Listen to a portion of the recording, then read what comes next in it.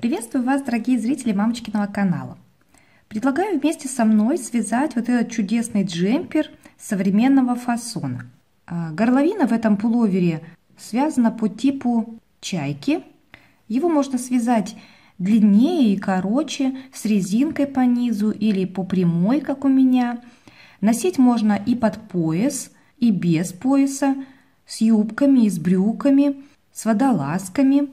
Рекомендую взять пряжу примерно 500 метров в 100 граммах.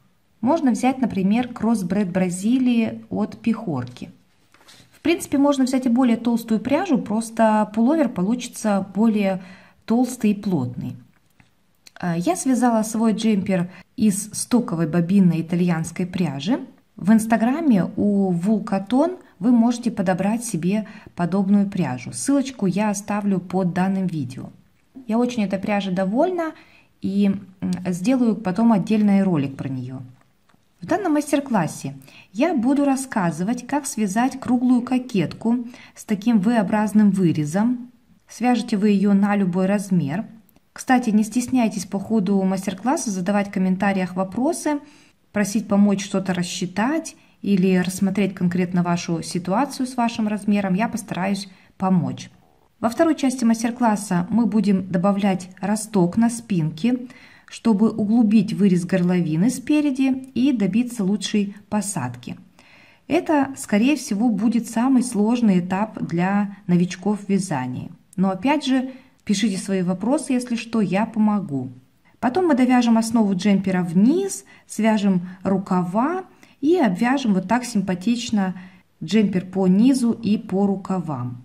В конце мастер-класса я дам некоторые рекомендации, чтобы не растянулась при стирке горловина. И в принципе все. Буду ждать ваших фото и откликов по результатам. Поехали!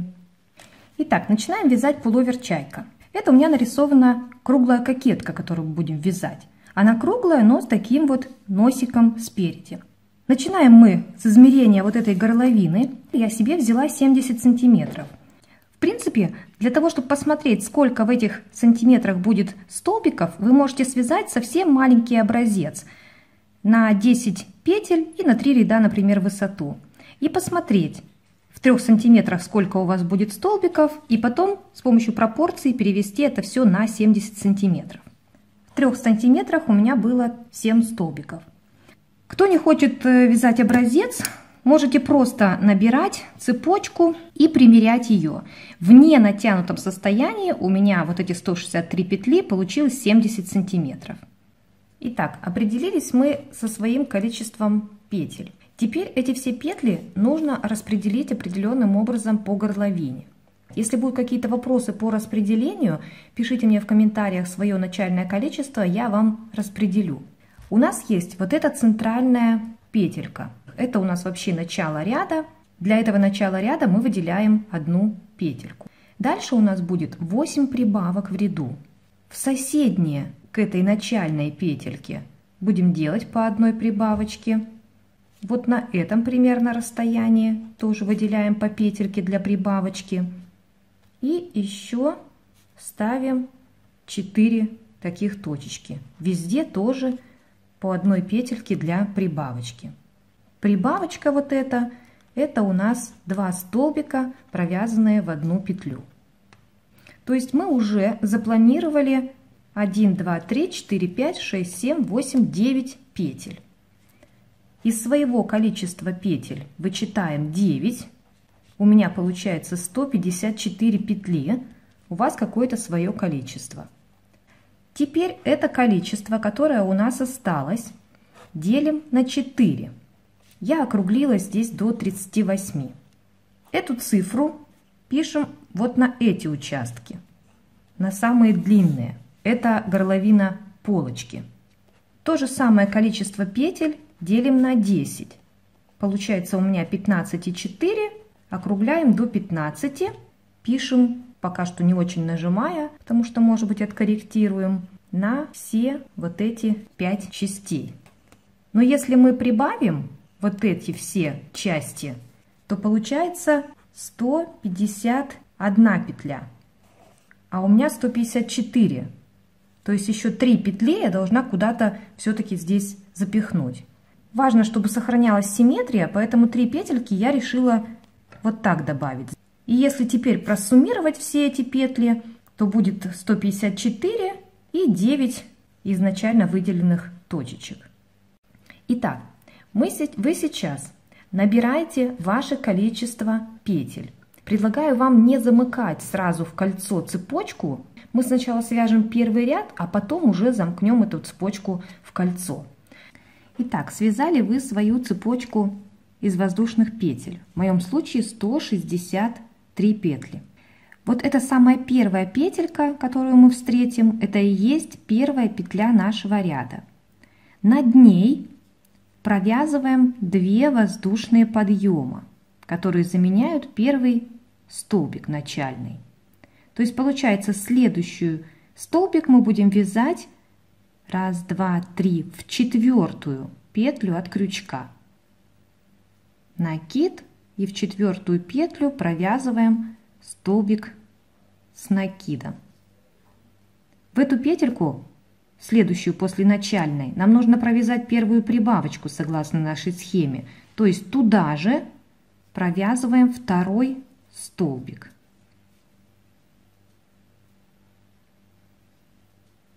Надеюсь, это видно. И в следующую каждую петельку провязываем по 1 столбику с накидом. В моем случае по схеме я должна провязать здесь 38 одиноких столбиков с накидом. У вас свое какое-то число, которое, смотрите, вы уже по вашей нарисованной схеме. Итак, я провязала свой первый ряд. Сейчас я вам расскажу, как вам это сделать. Это очень-очень просто. Уж кто умеет вязать столбики с накидом, тот с этим совсем справится. Вот у меня начало ряда. Помечено у меня 2 столбика, провязанных в 1 петлю. Дальше все по 1 столбику до следующей прибавочки. То есть у меня 38 столбиков до следующей прибавочки. Прибавочку провязали 2 столбика в 1 петлю, потом 16 столбиков. Так, сейчас распутаюсь. Потом 16 столбиков одиноких. Опять прибавочка.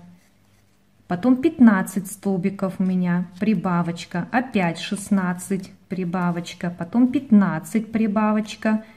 16, прибавочка. И вот последние 38 столбиков. И в самую последнюю петельку ряда провязана прибавочка. И вот она отмечена. Надеюсь, с этим рядом уж все справятся. Итак, теперь нужно соединить это все в кольцо. Горловина у нас замкнутая. Сниму я маркеры в самой последней галочке прибавочки и в самой первой, чтобы тут не мешало мне вам показывать. Как мы это соединяем? Смотрим, чтобы не перекрутилась у нас начальная полоса. И вот таким образом надо сцепить. Сцепим сначала низ. Вот этой ниточкой, которая в самом-самом начале у нас. Я иголочкой соединю. Большой хвостик нам не нужен, можно и крючком соединить. От конца нашего ряда соединяем к началу ряда. Не под галочкой, а в соседнюю петельку. То есть самая-самая первая петелька ряда. Вот сюда вкалываем и вот это дело соединяем. Можно туда-сюда стежочки сделать. Вот так. Итак, низ ряда соединили. Подготовила я другую нить, потому что сейчас буду менять цвет ряда. Следующий ряд у меня будет розовый. Но вот это, что мы сейчас провязали, это потом у нас будет изнаночная сторона джемпера. Мы будем вязать джемпер, поворачивая направление вязания после каждого ряда. Итак, вот это будет изнаночная сторона, поэтому вот эту нить, которую мы только что вязали, я отправляю на изнаночную сторону, сюда. Здесь готовлю начальную петельку, которую сейчас буду вытягивать при соединении. Вставляю крючок во вторую воздушную подъема этого ряда. Мы в начале ряда провязывали 2 воздушные подъема. И захватываю уже вот эту пряжу. Протягиваю через вторую воздушную подъема и через петлю на крючке. Эту ниточку можно подтянуть. Итак, у нас уже розовая пряжа. Провяжем еще одну воздушную, чтобы нам было проще дальше работать, и затянем тут. Итак, как я сказала, это будет изнаночная сторона, поворачиваем на лицевую. Вот этот хвостик розовый мы тоже можем убрать туда, на изнаночную сторону.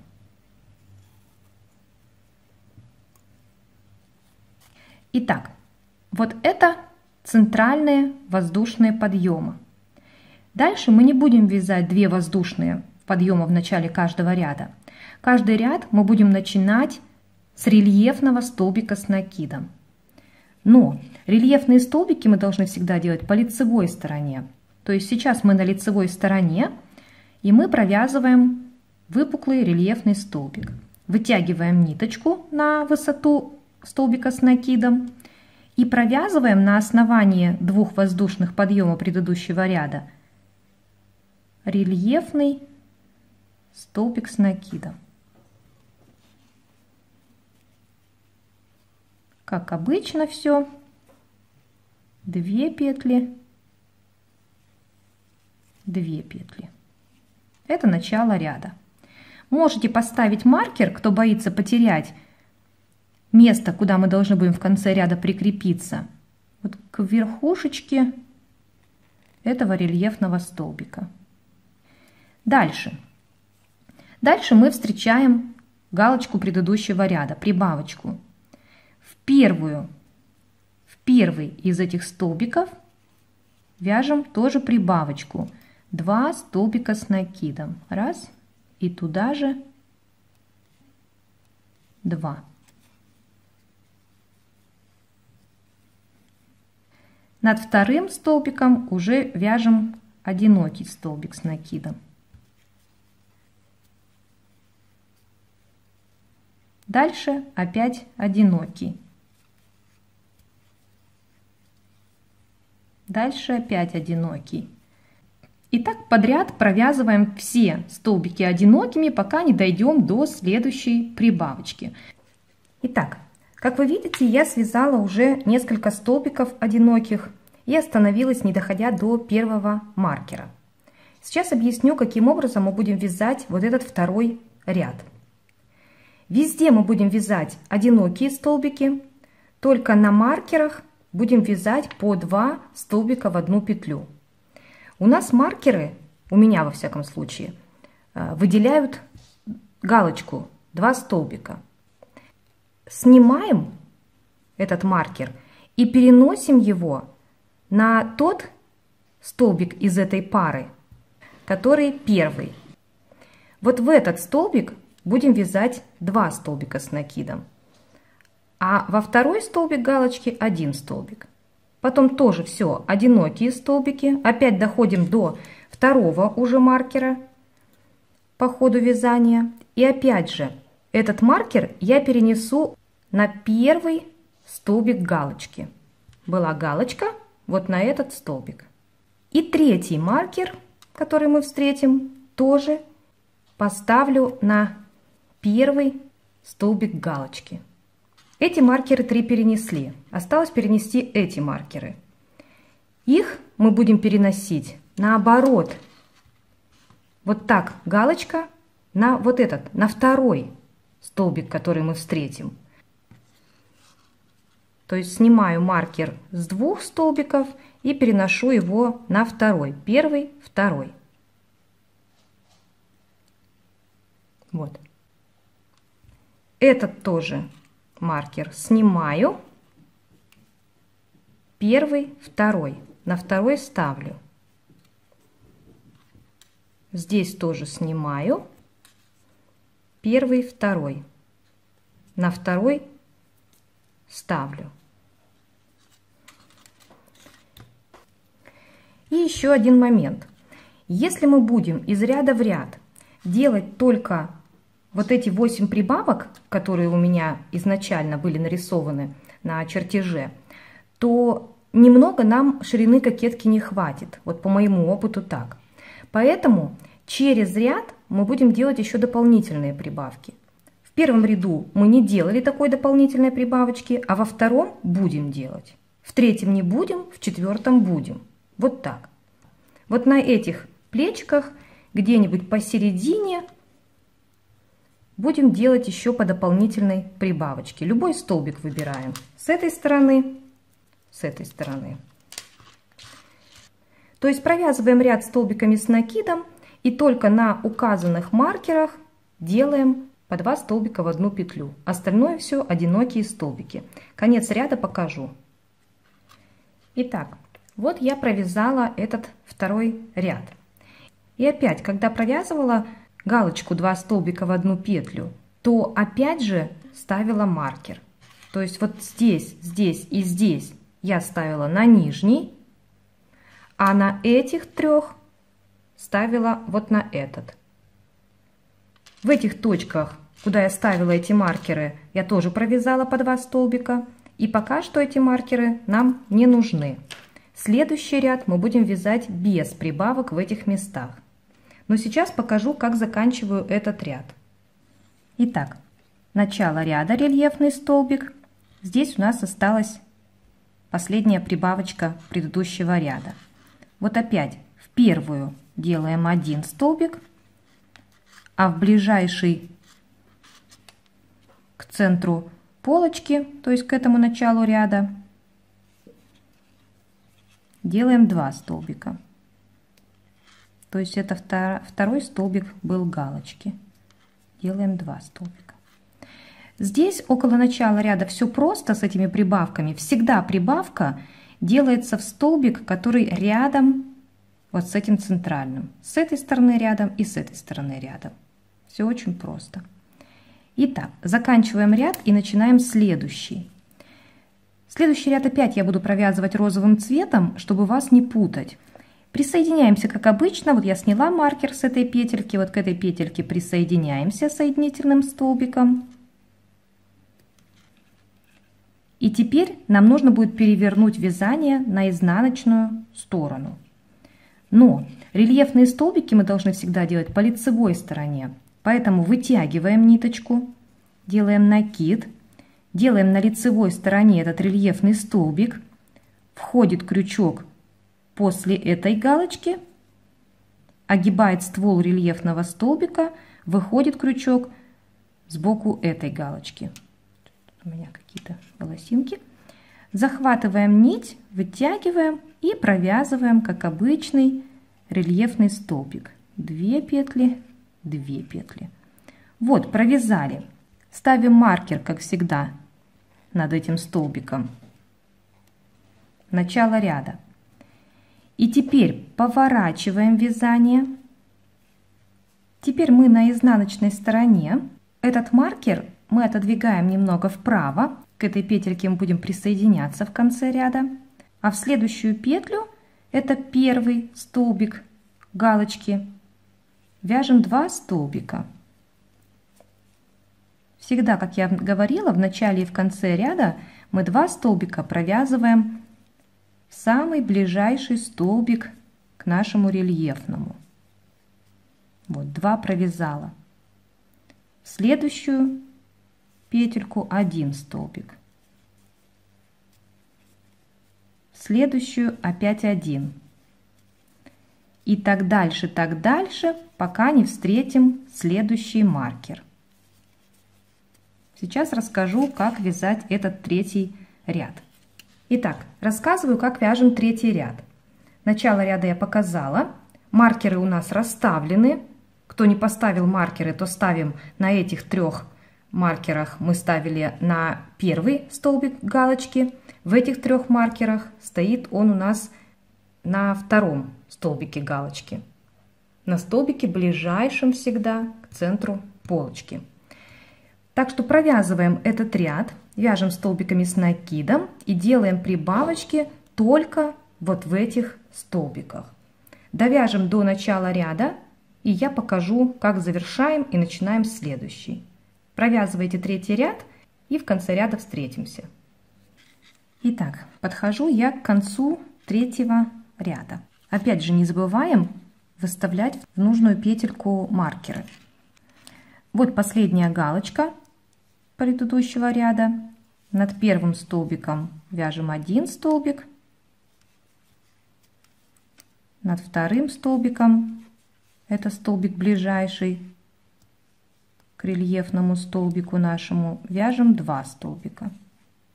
Все, закончили вязать третий ряд. Сейчас начнем четвертый. Четвертый я хочу вязать уже вот этой ниточкой. И нужно еще присоединиться. Сделаем так, снимаем маркер, присоединяемся обычным соединительным столбиком. Теперь поворачиваем вязание. Здесь можем так сделать, чтобы не перекрутилась ниточка, чтобы не перекрутилась петелька. Поворачиваем вязание. Мы на лицевой стороне. Эту ниточку оставляем на изнанке. Сиреневую берем. Подхватываем и делаем воздушную. Красную затягиваем. Здесь будет такая протяжечка, но очень ее не натягивайте, чтобы все-таки у нас была возможность изделию растянуться под своим весом. Вытягиваем петельку, делаем накид и опять огибаем, мы уж на лицевой стороне, огибаем рельефный столбик. Вводим крючок после этой галочки, выходит крючок. Там можно захватить эту протяжечку. Оп, выходит крючок до этой галочки. Захватываем нить, вытягиваем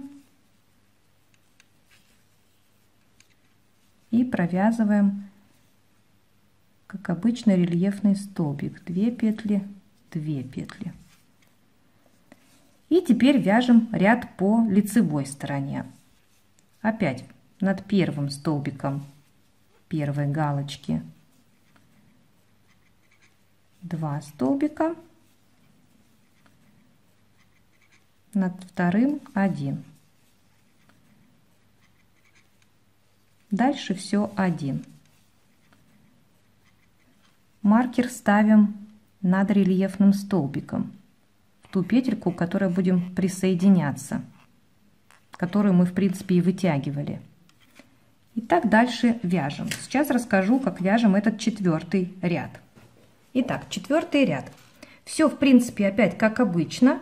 На маркированных столбиках делаем по 2 столбика.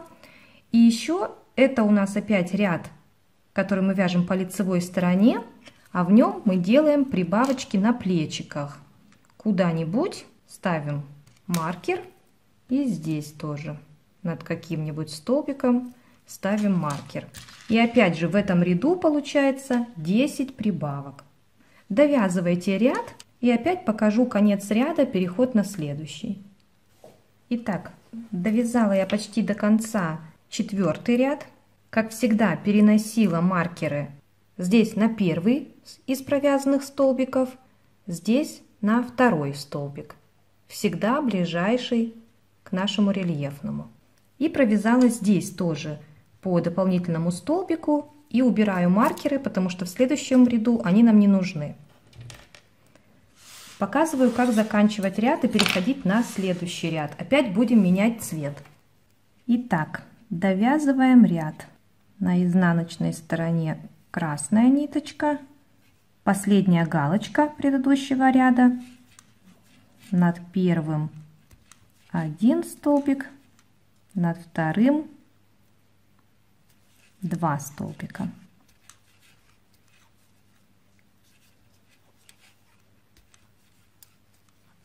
Так, присоединяемся.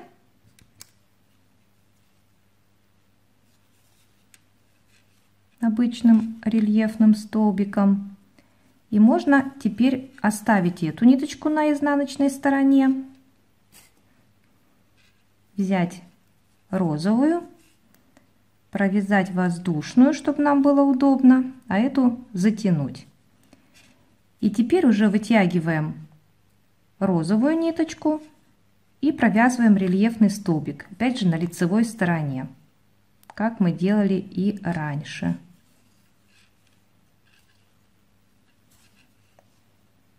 Провязываем, ставим маркер, поворачиваем вязание на изнаночную сторону, маркер вправо, сюда будем прикрепляться в конце ряда и начинаем вязать новый ряд. Галочка, в первый столбик 2 столбика, уже это, наверное, вы выучили. Во второй столбик галочки 1 столбик. Дальше все по одному. Довязываете ряд со всеми прибавочками. В этом ряду у нас 8 прибавок в ряду. Заканчивайте этот 5-й ряд так же, как мы заканчивали 3-й ряд. И переходите на 6-й ряд так же, как мы переходили на 4-й ряд. Там мы делали тоже смену цвета. Дальше вы можете чередовать цвета так, как вы хотите. Вы увидите на моей кокетке, как я чередовала там цвета. Но в принципе мы всегда следуем одним и тем же правилам. Что же это за правила? Сейчас их повторим, и дальше вы продолжите вязание кокетки самостоятельно. Во-первых, всегда рельефный столбик на лицевой стороне. И если после лицевого ряда вы переворачиваете вязание на изнаночный, то все равно сначала свяжете лицевой рельефный столбик по лицевой стороне, потом уже перевернете вязание и начнете вязать уже по изнаночной. Следите, чтобы ненужная ниточка оставалась на изнаночной стороне. При вязании по лицевому ряду у нас есть дополнительные прибавочки на плечиках. Они могут тут передвигаться, чтобы угол не создавать. Если вы считаете, что слишком много прибавок идет, тогда от этих можете прибавочек отказаться. 8 прибавок в ряду будете делать и все. И правило вот для этих маркеров. Всегда мы ставим их в столбик, ближайший к центру полочки. В этих 3 прибавочках на первый столбик, в этих 3 прибавочках на второй столбик по ходу вязания. Итак, я связала 19 рядов в кокетке, примерно 13-14 сантиметров. На больший размер нужно будет связать большее количество рядов. Но как понять, когда же остановиться вязать кокетку по кругу? Вяжите и измеряйте 2 величины: ширину пуловера и ширину рукава. Сначала нужно сделать небольшую прикидку, какими в вашем случае должны быть ширина пуловера и ширина рукава. Покажу на моем примере на 44 размер, а вы будете то же самое делать со своими размерами. Измеряйте обхват груди и обхват руки в самом широком месте. Далее к обхвату груди нужно прибавить свободу прилегания. Минимум это 10 сантиметров, вот, например, на 44 размер. Для больших размеров можно взять и большую свободу. У меня в итоге получилось 98 сантиметров, это ширина изделия. В них сидят 2 подреза под руками по 6 сантиметров. Подрезы могут быть примерно 6-8% от ширины джемпера со свободой. Итак, вычитаем эти 2 подреза, делим на 2 и находим половину ширины джемпера без подрезов. В моем случае получилось 43 сантиметра. Высчитайте свою эту цифру и запомните ее. С рукавом также поступаем. К обхвату руки прибавляем свободу, примерно 6 сантиметров я прибавила, получилось 32.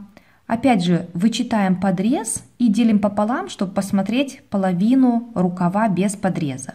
В моем случае это 13 сантиметров. Запоминаем и эту свою цифру. У меня это 43 ширина джемпера без подреза и 13 сантиметров половина рукава тоже без подреза. Как же эти цифры 2 применить? Сложите кокетку так, чтобы на спинке была небольшая глубина горловины.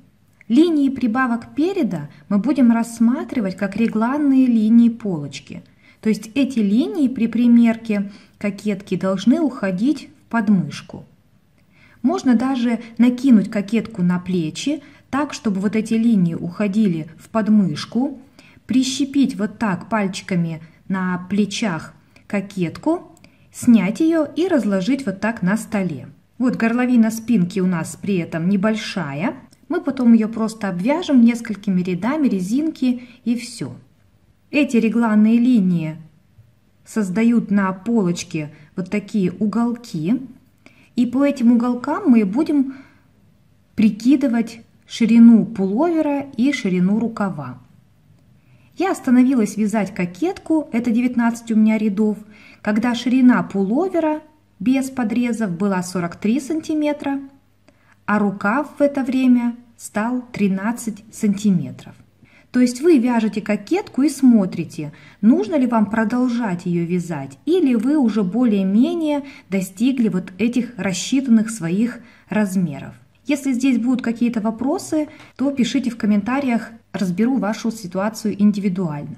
Когда мы свяжем вот так кокетку, нужно будет довязать вот это место, чтобы пройма спинки выровнялась с проймой полочки, чтобы потом мы смогли рукав продолжить вязать по прямой без всяких углов. Вот таким образом, чтобы она выровнялась. Как довязать вот эту полосу, мы уже поговорим в следующем видеоуроке. Пишите по результату этого видеоурока, получилось ли у вас связать кокетку, понятно ли было. Если есть какие-то вопросы индивидуальные, то пишите в комментариях, я каждому помогу. Спасибо за внимание. Оставайтесь с мамочкиным каналом. Пока!